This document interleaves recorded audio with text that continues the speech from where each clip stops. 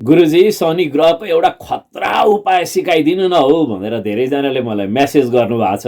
होइन यो खतरा उपाय भनेको कस्तो हुन्छ हौ, सिङजुरो पलाको अथवा के कस्तो हो?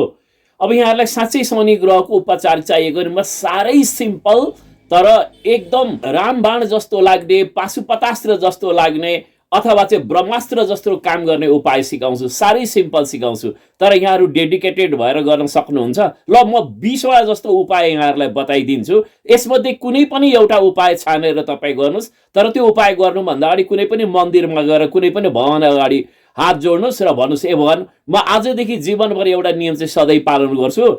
यो नियम चाहिँ मैले कस्तै स्थिति आओस् म कहिले पनि उल्लङ्घन गर्ने छैन भनेर एउटा नियम पालन गर्नुहोस्। जस्तै आफूलाई प्राप्त समय र अवसरलाई सदुपयोग गर्ने गर्नुहोस्। दोस्रो, कहिले कस्तै स्थितिमा पनि परिश्रम गर्न नहिचकिचाउनुहोस्। तेस्रो, असहाय, असमर्थ, कमजोर, दुखी, पीडित यस्तो पक्षलाई आफूले सकेको सहयोग गर्ने गर्नुहोस्। चौथो, ठगी, छली, अपराध, अनैतिकता यस्तो चिजबाट तपाईँ सर्कै टाढा हुनुहोस्।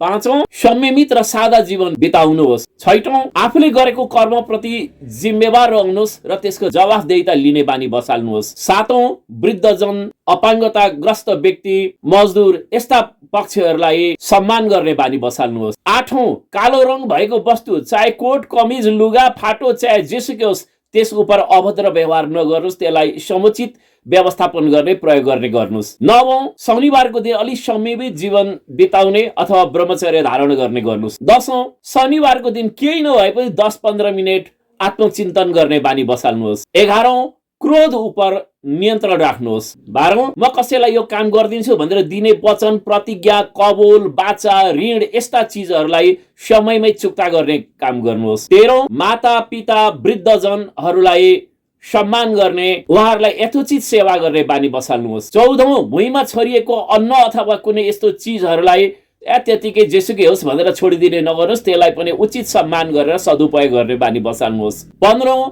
जनावर प्रति दयाभाव राख्ने गर्नुहोस्।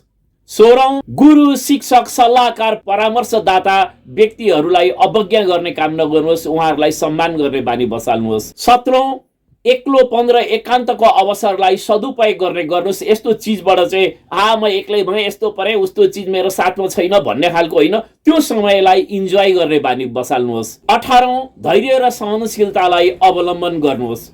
19औं, अहंकारलाई सम्पूर्ण रूपमा नियन्त्रणमा राख्नुहोस्। 20औं, शनिको नाममा दियो बाल्ने, तिल बाल्ने जस्ता कामहरू गर्नुहोस्। यस्ता कुनै पनि कामहरू छन् नि, कुनै एउटा काम जेसुकै होस् तपाईँ छान्नुहोस्, एउटा यो काम चाहिँ गर्छु तर जीवनभर गर्छु र डेडिकेटेड गर्छु भनेर पहिला कृत सङ्कल्पित रहनुहोस् कि मैले यो काम अब जीवनभर गरेँ, यो सिम्पल काम चाहिँ म जीवनभर गरेँ भनेर कुनै पनि भगवानसित गरेर चाहिँ तपाईँ कृत सङ्कल्प आफ्नो मनको चाहिँ एउटा डेडिकेसनलाई जाहेर गर्नुहोस् र त्यस कारमा तपाईँ स्थिर रहनुहोस्। कहिले कस्तै स्थिति परोस् त्यो नियमलाई उल्लङ्घन नगर्नुहोस्। के को शनि, त्यो शनिले तपाईँलाई तातो न भुत्लो केही पनि गर्दैन। उल्टै त्यही शनि अघि तपाईँलाई खाना आउँथ्यो भने अब तपाईँको सेवक र चाहिँ के भने राम भक्त हनुमान जस्तो भएर तपाईँलाई सेवा गर्न थाल्छ। ए बाबा, अवलम्बन गरेर त हेर्नुहोस् अनि थाहा पाउनुहुन्छ कि मैले के भनेको हुँ भनेर।